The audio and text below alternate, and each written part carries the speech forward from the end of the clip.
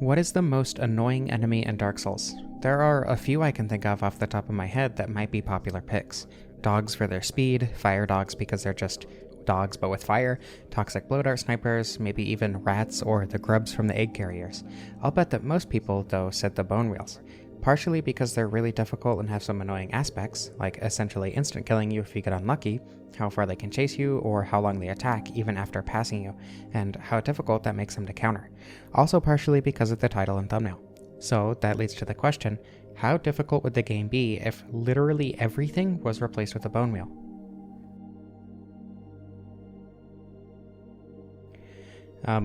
How hard is Dark Souls if literally everything, including me, is a bone wheel? Wait, what the? Who could that be? Well, sounds like you're in for a wheelie good time. Oh yeah, JK Leeds here to add some additional thoughts. I've got a bone to pick with these enemies. Anyway. Initially I was gonna go through the asylum with nothing but the bone wheel shield, but the requirement is 30 strength, and I wasn't gonna put myself through killing 5 entire bone wheels with 1 damage a hit.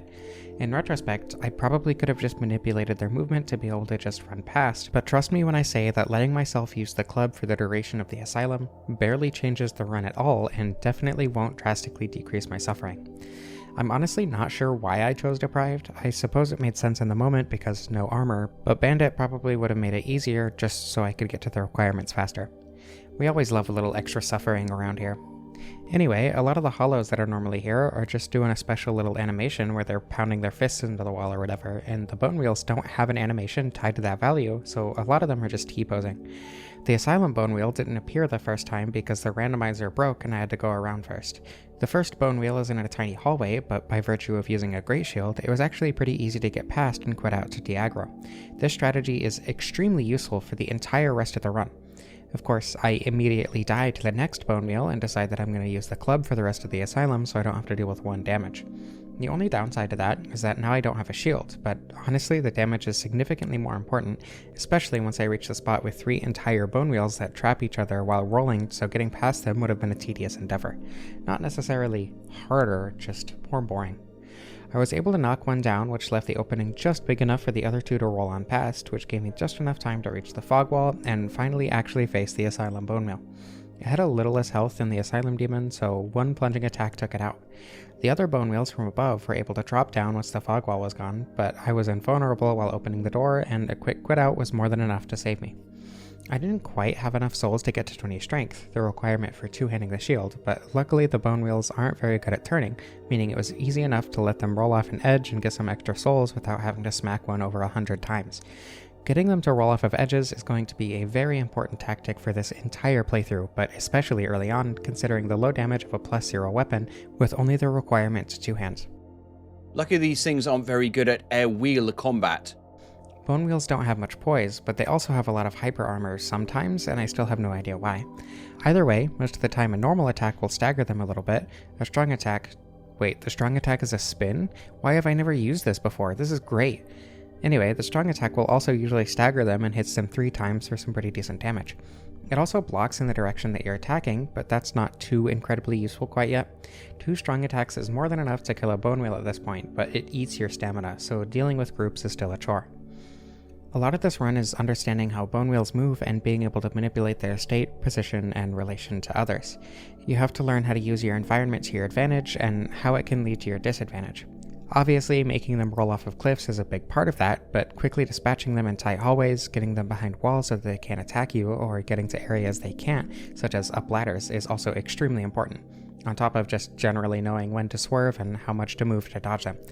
In the first little area of the burg, for instance, I was able to get one to drop into the alley to the left of the entrance, then drop onto another to get more damage out of a plunging attack.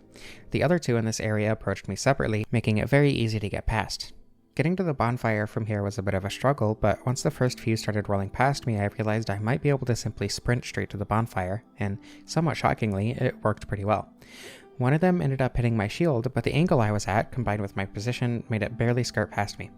My initial plan was to simply sprint directly to where the Black Knight normally is, dropping down to the left of the firebomb bridge, but the bone wheels are far too fast for that. Even if I took out the ones that chased me across the bridge, the others would end up navigating down to where I dropped, as they have a much larger aggro range than the hollows that are normally here. I was able to somehow make it up to the Taurus demon, killing only the 2 just prior to the bridge and the 4 after the drop once.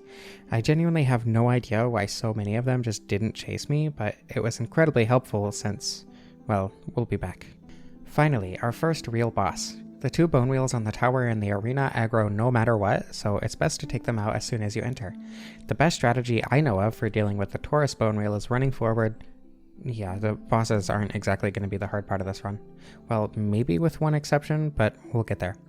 I did also select the option to replace the NPCs with bone wheels, but unfortunately certain NPCs, such as Solaire, Oscar, or Lautrec, can't be replaced since they don't work the same as NPCs with unique models like Andre or Goff.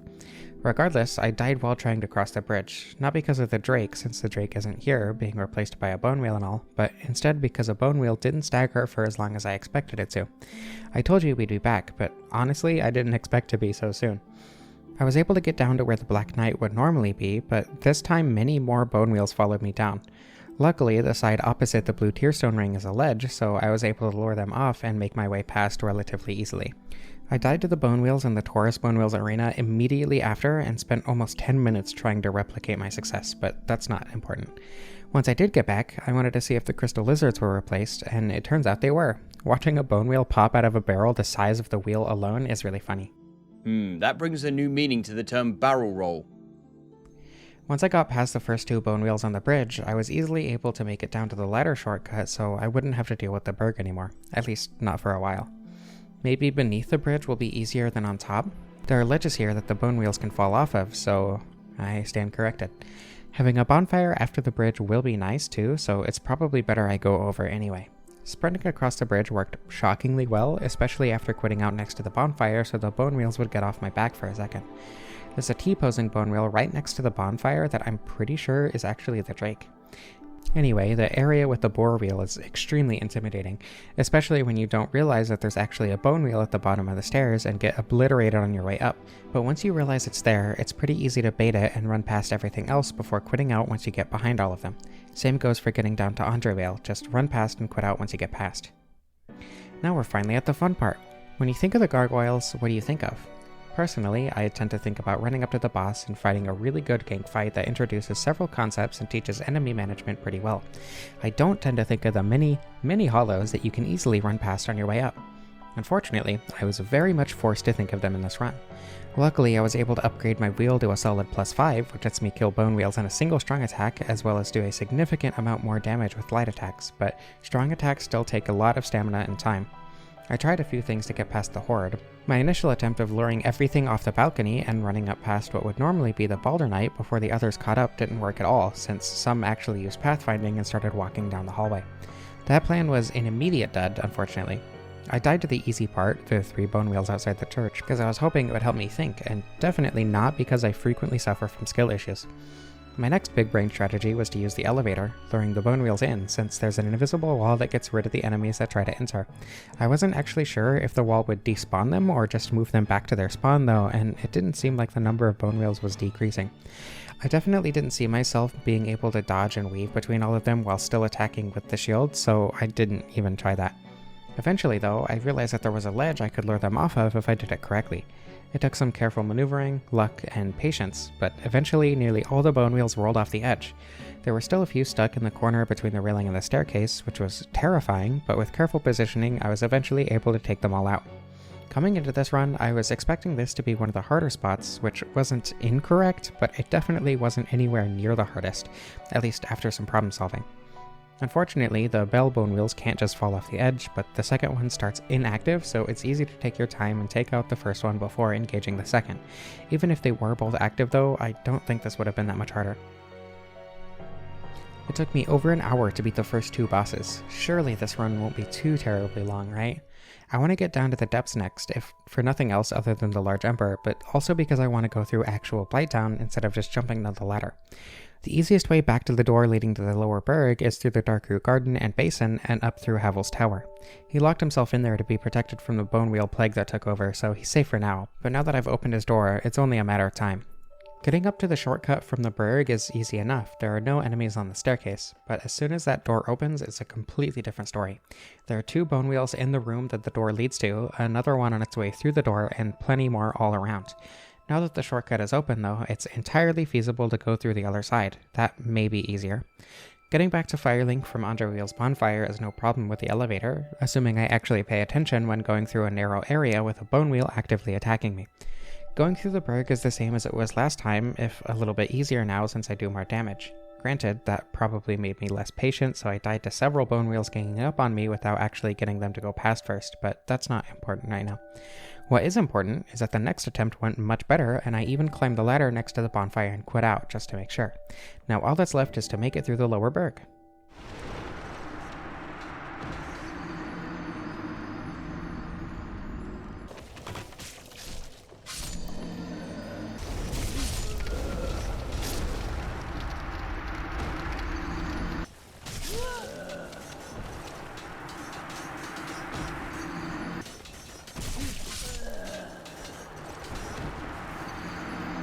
So as I was saying, now all that's left is to use a glitch to clip out of bounds, get to the end of the lower burg, clip back in bounds, and open the shortcut to Firelink Shrine so I can more easily reach the Capra bone wheel. This doesn't make the lower burg easy, just much shorter. This way there's only 4 bone wheels to go through before the boss, rather than 11. The boss is 3 bone wheels in a tiny room, which is only marginally more difficult than the normal Capra demon fight. The stairs are not safe like the normal fight, however. Do not go up the stairs, they are a death trap and a false hope. I didn't rest at Firelink simply because I forgot and figured that going through the parish would actually be easier than going through the burg. I don't know if I still agree with that assessment, but I also died multiple times while going through the burg and only once in the parish, so maybe my clairvoyance was stronger than my rationale. Since I'm here, and it will likely be the last time I'm here before getting to Blighttown, I'm gonna go through the asylum again so I can grab the rusted iron ring. I have a feeling it might be a little useful in the Blighttown swamp. The 4 bone wheels that would normally be torch hollows are the hardest part of the asylum, like usual, but it's easy enough to get them to drop off the edge.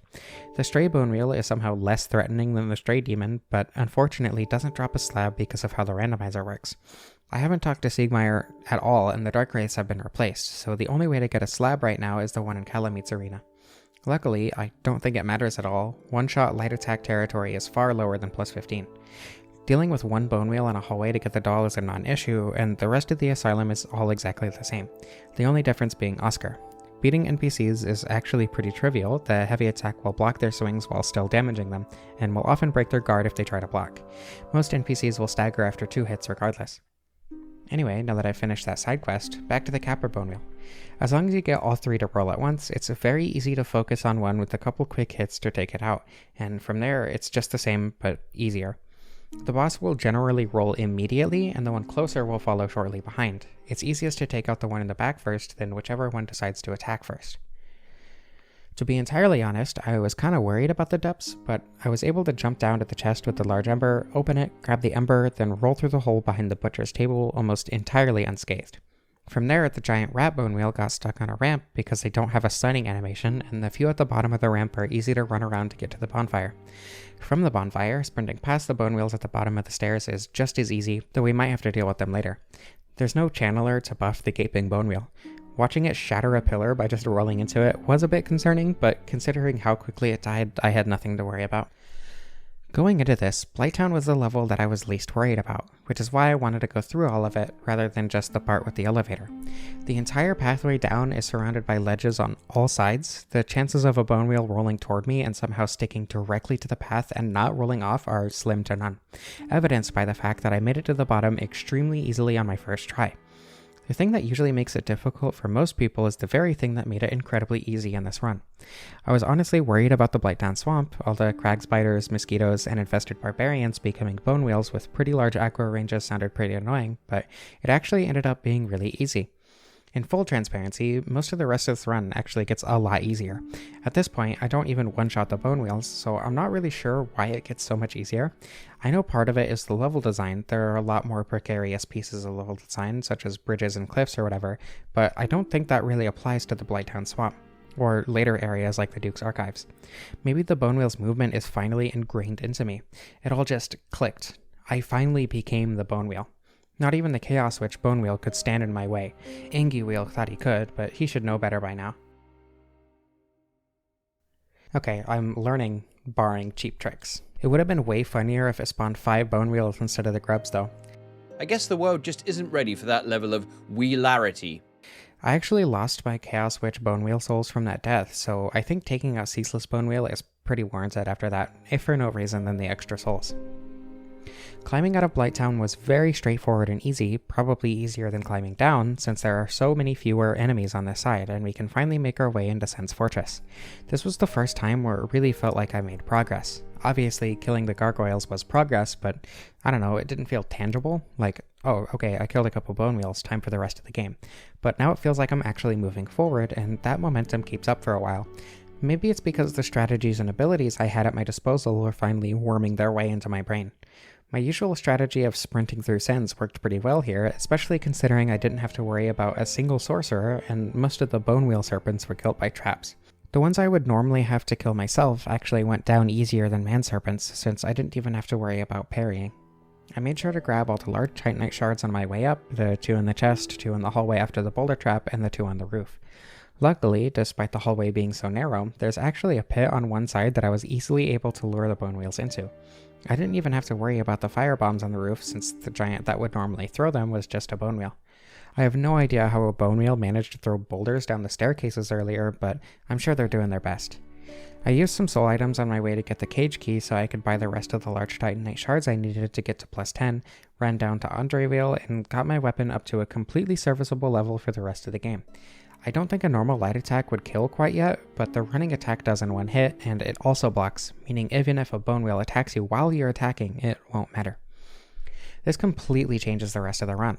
I did level it up a bit more to a plus 13, since the bonewheels that would normally be giants didn't actually drop chunks, and I didn't get super lucky with crystal bonewheel drops, but getting a plus 15 didn't matter anyway.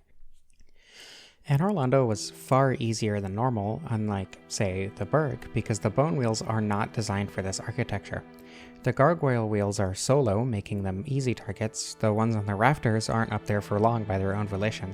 Even the bat wheel demons aren't a threat because they only show up in clumps of 2 or 3 and in relatively open areas because of their size. The archers can't arch when they can't even roll without immediately falling to their deaths. This was probably the easiest time I've ever had going through Anor londo, same as Blighttown. There are some areas later on where things won't go nearly as in my favor, but I'll take a bone where I can get one. Dragon Slayer... Dragon Slayer Bonestein and Executioner Bone were certainly technically harder than the gargoyles, but given our heightened damage, it was pretty irrelevant. The bone wheels do actually scale a bit through the run, but only in the amount of damage they do. Their health and defense don't change at all. That paragraph took me like 2 minutes longer to record than it should have. I tend to like fighting the 4 kings as my first lord, so I might as well keep that up. I didn't grab the Crest of Bone Wheel, but I need to go down and take out the Hydra Wheel anyway so I can get into the DLC later. The spawn for the Hydra is a little different than I expected. It's actually over in the water near the entrance to the cave, which I suppose does make sense in hindsight. The Golden Crystal Bone Wheel was just as much of a threat as the Hydra with the Rusted Iron Ring. I don't usually grab this ring, but it's hardly out of the way, and I've needed it in a couple of runs recently, which may have convinced me to grab it more often. Assuming ADHD doesn't foil that plan. Anyway, the main reason I came down here this time is that the cats are also replaced with bone wheels, and they're the main reason I don't usually go this way. Only one of them actually ended up aggroing though, which made it even easier than I expected to get past. Honestly, the cats really aren't that bad, and if you go the other way you can just ignore them, but I have PTSD from my first playthrough. In this instance though, going past the cat wheels was actually much easier than going through the forest hunters. The Great Grey Bone Wheel Sif was technically a boss fight, and so was the Moonlight Bone Wheel. I figured I'd do it now so I wouldn't forget. It's not exactly difficult to sprint through the garden, even with all the enemies being bone wheels. They get caught on trees a lot and have a hard time turning because of the way the forest is laid out. On my way back to Firelink Shrine, I decided to fight Havel, since I was curious how difficult that would be, but the strong attack spin completely nullified his attacks, making it a joke of a fight. After the Havel fight, I was curious how difficult it would be to take out Petrus's gang too, which ended up being slightly harder, only because there were more of them. It was fun to fight something other than bone wheels for the first time in a while too. Going into New Londo, I was actually a little bit worried about just how many bone wheels there are, and while that was a rational fear, it was a little unfounded. The area was much harder than, say, Blighttown, but with the extra damage and understanding of the bone wheels, it was just as manageable. The hardest part, by far, was the bone wheel house, just because of the sheer amount of bone wheels in such a small area, but I was able to make it by relatively unharmed by just running through. After draining the level, I dropped down and sprinted straight up to the large ember, pretty much ignoring all the bone wheels with no trouble whatsoever. I did end up dying while grabbing the titanite chunk in the chest, but that just made it easier to get to the boss later since I'll have my Estus refilled and all that. Getting to the boss was actually much easier than normal since there are no ghosts above the arena. That was a refreshing change of pace. The 4 bone wheels might have been a slightly interesting fight if they all spawned at once, or if they hadn't lied on their resume and there was more than one, but alas. It took a while for the 1 bone wheel to spawn, but once it did, it was no different from the rest.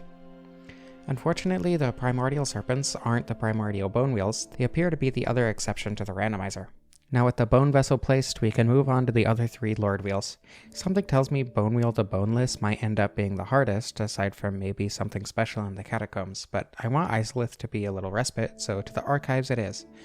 There are quite a few bone wheels in the area leading up to the first elevator, which only matters because I need to kill one specific one for the pendant to get into the DLC. Just to be safe, I took out all the ones in the first room before safely getting the pendant and sprinting straight up to Seath the Scaleless? What are you doing here? Well, Seath takes me out and imprisons me with a curse because of course I was cursed. I should have been patient, but no, I wanted to get it over with. Whatever, the man-serpent guard that wasn't replaced by the randomizer for some reason always dies in a single hit, and the Pasaka wheels don't start moving up the stairs because of the music, since they only have normal bone wheel AI.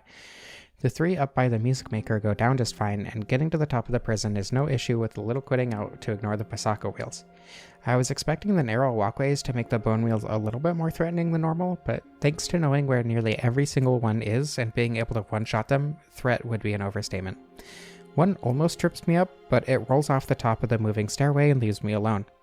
Honestly, if this area that I thought was going to be hard was this easy, I'm kinda worried the rest of the run will be uninteresting. On my way down to Seath, I dropped onto one of the invisible pathways only to get immediately eviscerated by 3 bone wheels from behind. I was completely baffled until I remembered that there are 3 crystal lizards there normally and I had just completely forgotten. Coming back and taking my revenge was even more satisfying with all the materials they dropped, even if I can't use any of them. Still, a nice bonus regardless. Maybe the run will be interesting after all. Aside from that little blunder, the hardest part about getting down to Seath was the group of clam wheels at the bottom, but they can all just be killed individually and pose no threat on their own, like usual. Wait, Bone Wheel the Boneless is down here? What happened to Seath? Was it all illusion magic? Either way, the crystal is broken and the second Lord Wheel is down. After the fight, I went and grabbed a purging stone from the female bone wheel merchant and made my way down to the demon ruins. Ceaseless bone wheel is already gone, so that's no worry, and dropping down before the Cabra bone wheels makes them completely ignorable. The worm wheel is more of a threat to itself than the worm that's normally here is to me, and the bone wheel bone sage is less of a threat than the run past a few bone wheels to get to it. I was curious as to what was going to happen to the bone wheels in lava, and the centipede bone wheel will graciously answer that question for us. They die instantly. Awesome, another super difficult boss down. As the lava field is entirely void of bounding bone wheels, I wanted to finally see what the 2 items in the lava behind the random root in the distance are. I've noticed them before, if rarely, and have never collected them, usually because I just forgot, but also because the bounding demons can be kind of annoying to get past. It turns out that they're just 2 divine blessings, which are completely useless, especially at this point in the game, and I'll never be collecting them again. The run up to the bed of Bone Wheel actually ended up being one of the harder parts of the playthrough. There are normally so many enemies here, but they're all really slow and non-threatening. When they're all replaced with a fast, very threatening, and very overwhelming enemy, it becomes far more difficult. With some careful positioning and maneuvering, getting them stuck on roots, behind pillars, rolling into walls, and kiting them, I was finally able to get past in only a few tries, especially thanks to my prior experience, but this was definitely an unforeseen test of skill. The Pyromancer before the boss is normal, but that also means she's just as easy as normal. That's 1 more Lord Wheel down, 1 to go. Getting down into the Catacombs was a little threatening. There are a bunch of bone wheels in the graveyard and on the path down to the first bonfire, especially with the narrow paths, but the Catacombs proper are entirely easier. They are full of cliffs and narrow walkways with no walls, which makes getting past far easier than skeletons that will fall and still revive. None of the bone wheels revive at all. To counter that, however, pinwheel is a little bit different from what you might expect. Pinwheel is completely normal, barring one crucial difference. Instead of spawning clones of himself that die in one hit, he spawns bonewheels with the normal amount of health. It's still easy to beat them in one hit, but if you happen to miss, it's much harder to avoid being swarmed. Initially, I planned on taking out the bonewheels as they spawn, since only a couple are spawned at once in the first phase, but after a couple tries, that didn't really work super well. I found it much easier to run in and directly attack Pinwheel. Ignoring the bonewheels works pretty well, assuming you can take out Pinwheel quickly. Unfortunately for me, the damage on the bonewheel shield isn't the best. A running attack only does a small chunk of Pinwheel's health, but I favored it for a bit just because it blocks and is so much quicker than the strong attack. Eventually though, I realized that the DPS is too important to pass up, especially with how many bonewheels ended up being summoned. It's very important to keep an eye on the bonewheels, making sure they're in a state where they can't just attack you, before using strong attacks to take out Pinwheel as quickly as possible. Just as a spoiler, Pinwheel did end up being the hardest boss of this run, but nowhere near the hardest part. That's still to come. The Tomb of the Giants was similar in difficulty to the Catacombs, lots of cliffs for bonewheels to fall off of and whatnot. It was mildly terrifying to see a dozen bonewheels where the baby skeletons normally would be, but luckily they didn't end up attacking me at all. For some reason, the skeletons in Gravelord Bonewheel's arena weren't replaced, and bonewheels are far faster than normal skeletons, so the bonewheel ran way ahead and I was able to take it out easily. That's all 4 Lord Wheels down, and only the DLC remaining. The Sanctuary Bonewheel is literally just one bonewheel, so that's, well, inconsequential. Getting through the Sanctuary Garden was a little difficult, but once again it comes down to just knowing how to avoid bonewheels. It was really easy to just run past them. I haven't mentioned it at all yet, but there is one thing that I still don't understand about the bonewheels at all. Sometimes they'll be able to turn on a dime for seemingly no reason before being forced onto a straight line. I think it has to do with them turning to face you, like they're able to turn until they get a line of sight with you or something, but it seemed pretty inconsistent. Either way, I made it through no problem on my first try, activated Calamite for later, and faced Knight Bonewheel. He died very quickly. Now, I was a little concerned about Ulyssil Township. There are plenty of ledges, sure, but there's also a lot of guardrails that could easily make the bonewheels much harder to escape. They generally had the opposite effect, however, preventing the bonewheels from reaching me and letting me get to a safer spot. The real difficulty came from inside the building with the crest key. Usually it's pretty easy to make it up the stairs and ignore the bloatheads, but bonewheels are much faster, have a larger aggro range, and wander, meaning I nearly died on my way up. Luckily, I was able to reach the top on my first try, but it was pretty scary. I got the crest key from the specific bonewheel that dropped it, ran past the 5 in front of the chained bonewheel, and quit out on the other side to save my behind. Now that I have the Chasm of the Abyss bonfire, it's probably beneficial to go take care of any unfinished business. I'm very scared of the Abyss right now. Goff was one of the NPCs that actually got replaced, and the way animations work in cutscenes, well, I'll let you witness this in its full glory.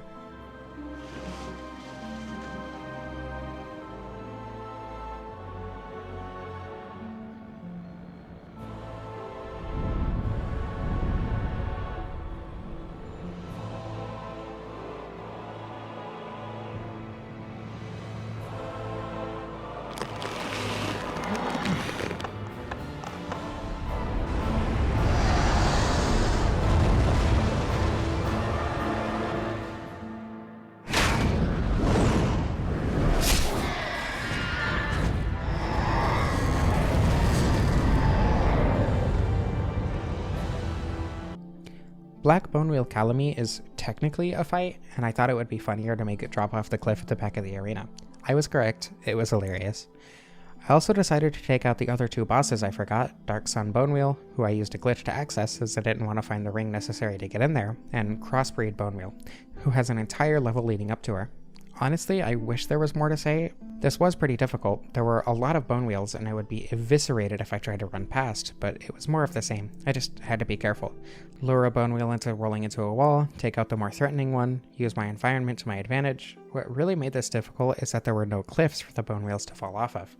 Their long aggro range also led to them dropping off of roofs where I normally wouldn't expect an enemy. The dragon butt got replaced with a bonewheel though, which was funny. I didn't have to use any glitches to skip one of 2 spots in the entire base game that actually has bonewheels. I did almost fall victim to the moan glitch because I completely forgot about it, but luckily that didn't happen and I was able to escape the painted world rather quickly for its difficulty. Actually, since I've written this, I'm pretty sure they fixed moan percent in remastered, so disregard that. I don't know why I thought moan percent happened in remastered. Alright, time for what is actually the most difficult and threatening part of the run. I told you it was yet to come. It's easy enough to run down the first stretch of the chasm, even with the bonewheel that showed up behind me that I usually forget about. The problem is the dozens of bonewheels that replace the humanity sprites all attacking me at one time. There is no way I could potentially lure them to their death, even with the cliffs. There are just way too many of them. It's impossible to predict how they'll all move. I need more than dumb luck to pass this spot. I tried luring as many of them as I could above the path I needed to take, which didn't work at all. It's impossible to kite them too, just because there are so many all so close to each other. I did, however, have one plan that I thought might work. I can't lure them all to their death, I can't take them out myself, so what else is there? I've had a few strategies in the past, and the only one I haven't tried is getting somewhere they can't. Of course, there isn't really a spot like that around here, but there is a spot that they can't reach very quickly, and it's far easier to deal with a trickle of bonewheels than dozens at once. It's barely possible to jump from the path over to the floor that disappears when you step on it that leads down to Sif. From there, since there are so many fewer bonewheels, it's trivial to run a short distance and quit out to remove the threat entirely. I don't know if this would have been possible if that path didn't exist. There are still a ton of bonewheels over by the path we need to take, but if you go up to where the sorcerer normally is, the position is much kinder to us. And it's actually pretty easy to reach the thin path down to Bonewheel, Father of the Bonewheels, without dealing with any of the others at all. Finally, the progenitor of the Bonewheels has been defeated, and all that is left is the Bonewheel, Lord of Bonewheels. The Bonewheel shield can't parry, but I'm also not fighting Gwyn. I'm fighting a Bonewheel, so... something to say about this area that's actually kind of interesting. Every time I rested at the bonewheel vessel, I'd get a bunch of souls, as if a bunch of bonewheels were dying somewhere, and I'm pretty sure it was the silver night coasts in the walkway dying, since none of them were walking. It's pretty funny that they got replaced with normal enemies.